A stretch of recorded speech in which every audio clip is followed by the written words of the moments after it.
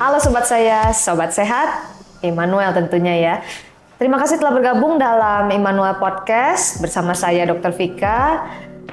Hari ini kami akan, pada episode kali ini kita akan membahas mengenai satu topik yang menarik dan tentunya banyak jadi perbincangan ya, yaitu DSA, Digital Subtraction Angiography, atau yang biasa kita sebut brainwash.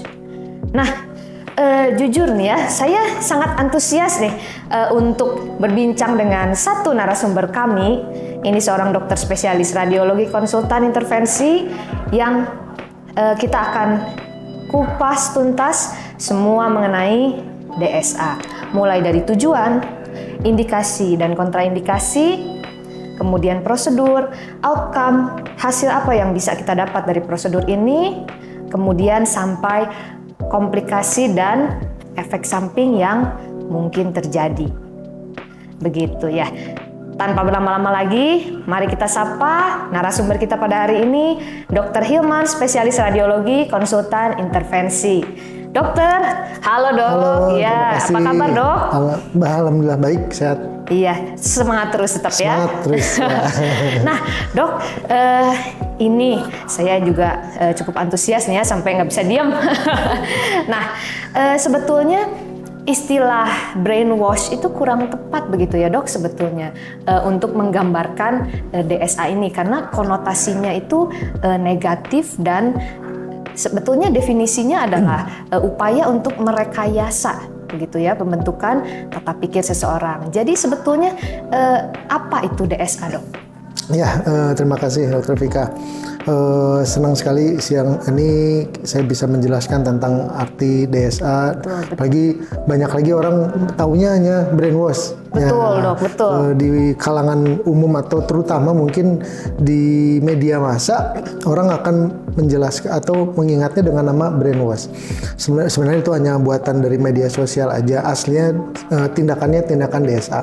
Itu suatu tindakan digital subtraction angiography atau pencitraan khusus untuk pembuluh darah dengan menghilangkan mensubtraksi otot, tulang-tulang dan soft tissue yang lainnya. Jadi yang terlihat hanya pembuluh darahnya saja dengan bantuan juga kontras. Jadi itu yang namanya digital subtraction angiography. Di seluruh tubuh dapat. Bukan hanya di kepala saja, bisa seluruh tubuh selama masih ada pembuluh darah. Oh, itu dia. Hanya memang orang taunya DSA kepala atau brainwash kepala. DSA bisa di seluruh tubuh selama masih ada pembuluh darahnya. Dan intinya itu untuk diagnostik dulu. Itu tujuannya dia. Jadinya diagnostik dulu. Apa ada tujuan yang lain selain diagnostik ini dok? Baik dokter. Nah kalau setelah diagnostik kita temukan, contohnya misalnya saya mau DSA kepala pasien ini dok, dokter ada pasien dengan keluhan bla bla bla, ternyata harus di DSA karena di CT scan nggak jelas, mungkin di MRI atau MRI MRV kurang jelas, kita DSA. Di DSA itu kelebihannya real time. Real time. Jadi begitu kita semprotkan kontras, kita lihat pembuluh darahnya mana yang tersumbat, mana yang gangguan, mana yang normal atau apapun lah. Ya pembuluh darah itu paling sering kalau nggak tersumbat malah melebar. Nah, tapi kalau normal nggak masalah. Nah, setelah dari diagnostik itu baru kita bisa lakukan terapi. Misalnya kalau ada sumbatan, kita ambil sumbatannya, namanya boleh ditrombektomi atau trombusnya diambil, atau misalnya dia pelebaran karena gangguan endovaskulernya atau gangguan pembuluh darahnya, bisa kita bantu untuk jangan sampai pecah. Itu yang bahaya juga. Jadi bisa pemberian alat mulai dari coil atau stent atau apapun. Oke. Itu dia. Nah, ini ada satu kalimat yang memang menarik menurut saya, coiling. Nah, ini sebetulnya kan ada kriteria atau kelainan pembuluh darah tertentu nggak dok, yang memang diperlukan tindakan DSA ini? Untuk pasien-pasien DSA, semua pasien yang membutuhkan diagnostik di pembuluh darah atau endovaskuler bisa kita kerjakan. Misalnya tadi mulai penyumbatan atau gangguan di pembuluh darahnya sendiri. Nah, kalau misalnya tadi bilang kalau ada sumbatan kita cabut, kalau ada pelebaran atau gangguan di pembuluh darahnya sendiri, dia misalnya ada pelebaran yang abnormal atau pelebaran yang berbentuk kayak seperti kasarnya mah kayak balon bolong gitu berisi darah juga, itu bisa pecah kapan saja. Untuk mencegah pecahnya tersebut biasanya kita isi coil. Kenapa? Untuk menghindari dia jangan pecah. Jadi kita isi coil, jadi alirannya nggak bakal masuk ke daerah yang kalau orang awam bilang kayak balon gitu. Atau kalau disebut kita aneurisma. Nah, atau kalau misalnya pelebarannya juga, kalau jenis aneurisma yang lainnya, misalnya yang melebarnya panjang, kita bisa pasang stent juga. Itu bisa kita kerjakan. Jadi sebetulnya ini suatu prosedur yang berkesinambungan, betul gitu ya dok. Betul. Diagnostik dan kalau memang perlu langsung kita masuk ke tujuan terapeutik. Iya. Oh begitu dok, baik. Dokter, kalau pandangan masyarakat sebetulnya terkenalnya DSA ini sebagai yaitu brainwash. Jadi untuk menyembuhkan stroke. Tapi ada sesuatu yang menarik nih dok. Sebetulnya ada juga yang bilang DSA itu bisa digunakan pada orang yang sehat, katanya cuci otak untuk mencegah kepikunan. Nah, gimana dok? Apa ini mitos atau fakta? Baik. Yang jelas DSA sendiri kan tadi awalnya saya bilang sebagai diagnostik. Dari diagnostik tersebut kita bisa menilai endovaskuler atau pembuluh darah mulai dari otak, mulai dari yang besar, dari yang leher, karotis communis, karotis interna sampai ke ujung kepala sampai ini. Begitu ada kelainan, sel otak tidak mendapatkan darah yang maksimal atau oksigen atau makanan, dia akan berkurang fungsinya. Berakibatnya perfusi otaknya akan berkurang.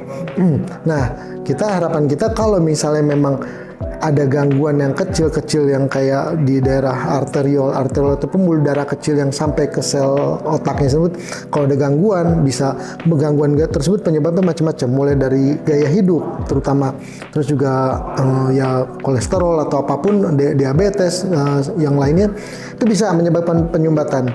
Nah, kenapa kita lakukan tindakan DSA ini? Pertama kita diagnostik, kita bisa kasih terapi juga.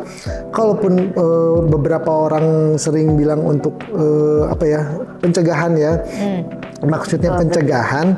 Jadi kalau misalnya masih umur 40-an atau 50-an tanpa ada gejala apapun, tapi punya riwayat keluarga diabetes atau hipertensi atau apapun, itu bisa kita cek. Nah, tadi cek pertama dari CT atau MRI, lalu kita DSA. Kalau misalnya ternyata dari DSA tersebut, wah ini udah mulai ada gejala-gejala penyempitan nih, trombus atau lumen dari pembuluh darahnya udah mulai ada trombusnya. Mungkin bisa kita kerjasama sama klinisi lain, mulai dari penyakit dalam, penyakit saraf atau apapun. Oh ini boleh dikasih obat ini untuk menghilangkan trombusnya atau apapun. Nah itu sebagai pencegahannya itu juga. Selain juga nanti kalau memang perlu tindakan yang tadi kayak coiling atau stenting atau tindakan yang bisa dilakukan oleh radiologi intervensi akan kita kerjakan. Oh begitu dok, baik. Jadi sebetulnya itu setengah betul dan setengah salah ya kalau dibilang untuk mencegah ya sebetulnya kalau ternyata ketemu itu betul untuk mencegah. Tapi kalau yang namanya kepikunan itu Alzheimer itu kan banyak faktor yang betul. Kalau saat ini sekarang Alzheimer memang balik lagi ada beberapa faktor ya penyebabnya. Hanya ada beberapa juga penelitian yang sedang melakukan tindakan DSA dengan hubungan pasien dengan Alzheimer. Nah, intinya kalau dari tindakan DSA ini kita hanya melihat vaskuler tersebut mencukupikah untuk si sel otak tersebut. Kalau misalnya sel otak kita baik, vaskulernya, baik makanannya, oksigennya dan lain-lainnya, nutrisinya, mungkin penyakit Alzheimer atau penyakit-penyakit lainnya bisa kita hindarkan. Amin. Itu sih. Begitu ya dok. Jadi kalau boleh nih tahu secara garis besar listnya penyakit apa saja nih yang bisa diterapi dengan DSA ini? Sementara ini cukup banyak, Tapi yang paling sering terapi itu ya tadi yang stroke yang akut, yang bisa kita lakukan trombektomi, juga stroke yang lama untuk melihat diagnostik juga. Terus juga sekarang ini banyak orang-orang yang sakit kepala, vertigo, migrain, bukan dari masalah yang lain, ternyata gangguannya di pembuluh darah baliknya dok. Betul. Pembuluh darah dari jantung ke kepalanya lancar, kalau nggak lancar pasti dia jadi stroke. Betul. Dan ternyata pas pembuluh darah baliknya dia ada gangguan, harusnya 1 liter ke atas, pulangnya harusnya 1 liter. Tapi kalau misalnya 1 liter ke atas turunnya hanya 600 cc atau kurang karena ada penyumbatan, karena nggak lancar lah pintunya dok ya. Nah itu kan berlama-lama akan memberi tumpukan, tekanan dan lain-lain. Itu akan mengakibatkan paling sering adanya vertigo, sepalgia, sampai gangguan keseimbangan, dan terakhir bisa 1% itu menyebabkan stroke. Itu udah ada penelitiannya. Baik dok. Ya. Oke. Menarik sekali ya ternyata sebetulnya ya. Apa saja yang ini dokternya juga sudah menjelaskan macam-macam ternyata penyakitnya yang bisa diterapi dengan DSA ini. Nah dok, kalau prosedur tindakan DSA ini sendiri merupakan suatu tindakan yang kita bilang operatif bukan? Nah karena kan ini masyarakat tuh begitu dengar kata harus operasi, wah Ya, betul. langsung ketakutan ini karena pemikirannya di bedah ya. Jadi ini merupakan suatu tindakan operatif atau bukan? Dibilang tindakan operatif, kita pakai ruangannya steril tapi semi steril, dan dilakukan tindakan sesuai yang aseptik dan segalanya itu. Tapi pasiennya saya rata-rata cukup dengan bius lokal. Jadi pasien dalam keadaan sadar, sama kayak pasien-pasien di orang kateterisasi jantung. Kadang-kadang masih dalam keadaan sadar. Jadi pasien bisa aja saya ajak ngobrol. Saya hanya gitu cukup ya? bius lokal saja. Terus juga nanti saya kurang lebih pengerjaannya 1 jam. Kalau nggak ada penyulit, kita setelah itu kita lakukan observasi 12 sampai 24 jam. Setelah itu boleh pulang. Jadi kalau mungkin banyak juga pemirsa yang bertanya, harus rawat inapnya ya? Betul. Rawat inapnya itu saya lakukan untuk observasi. Observasi, terus juga untuk melihat keadaan pasiennya setelah tindakan.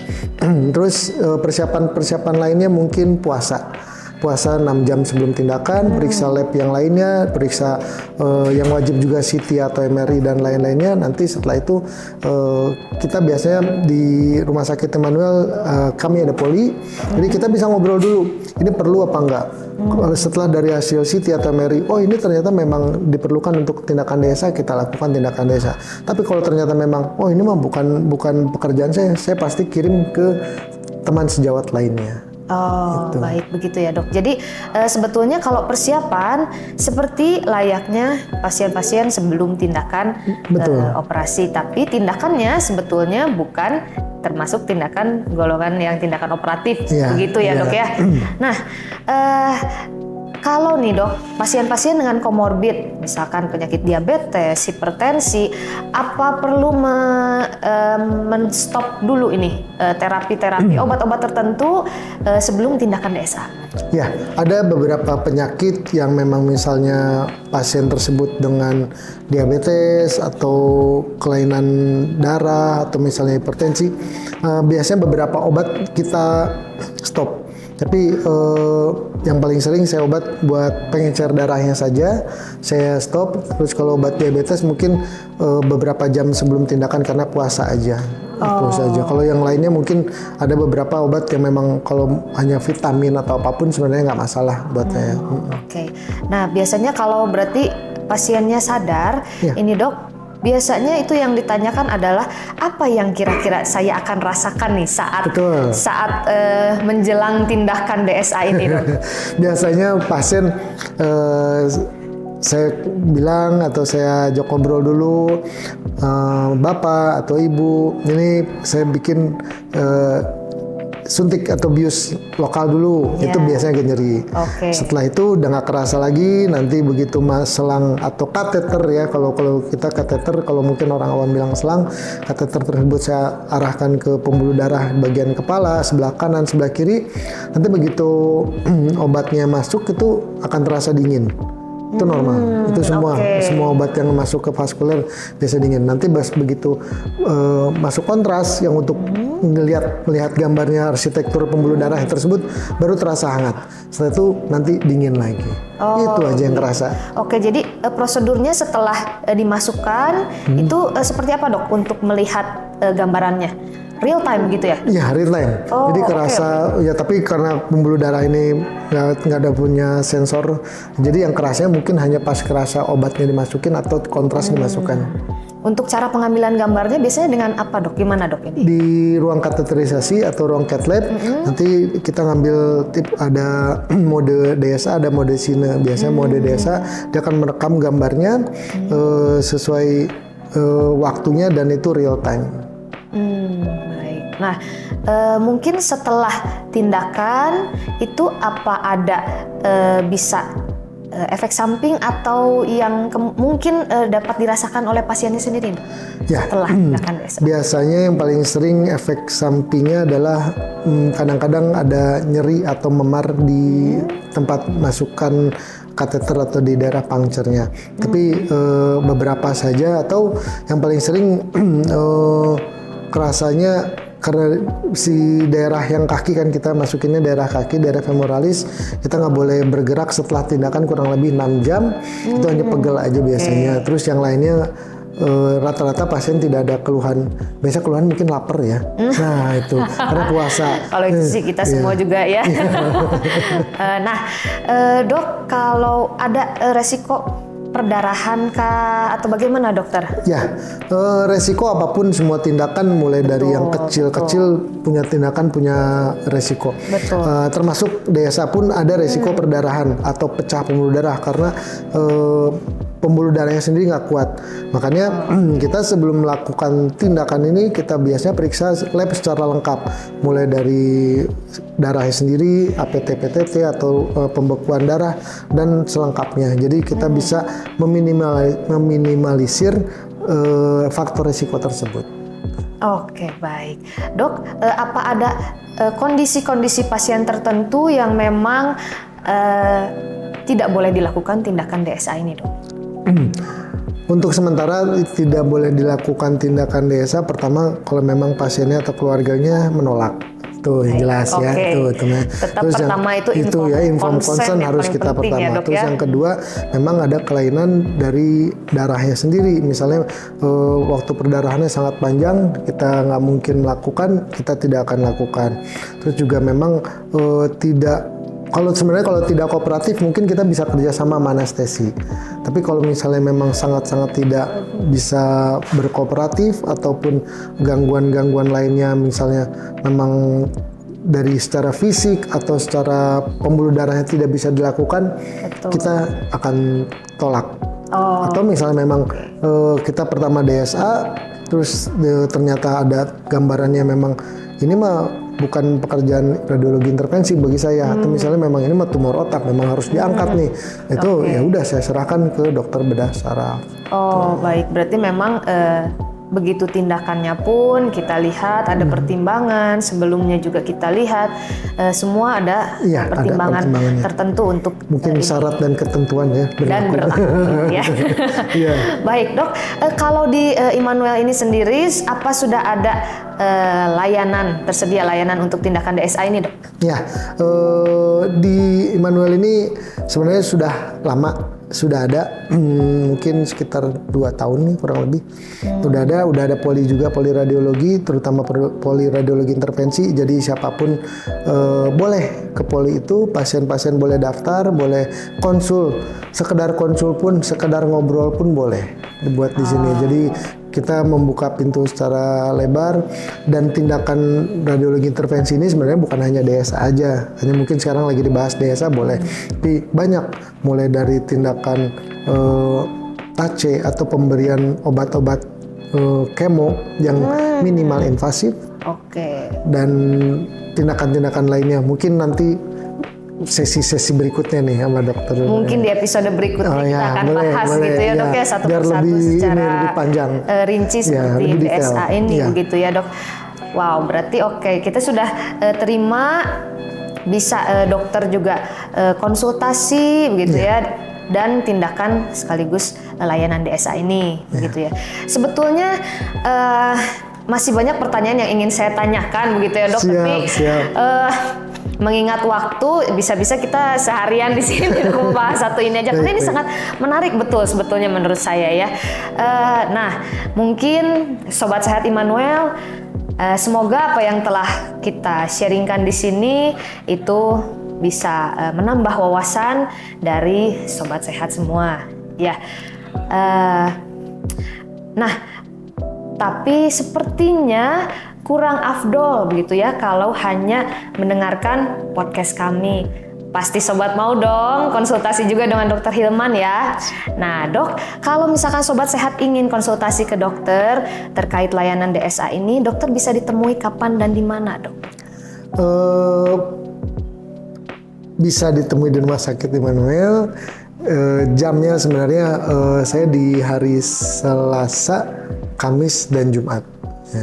Ya, jamnya sore, tapi untuk tindakan ataupun konsul sebenarnya saya 24 jam. Dibantu nanti ada operator asisten saya, WhatsApp-nya kapanpun boleh.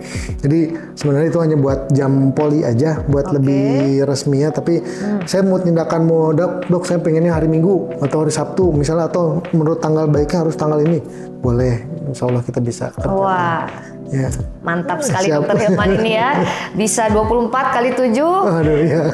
Ya, bisa dari IGD juga dong ya dok? Iya, ditunggu dok, ditunggu banget. Siap dokter.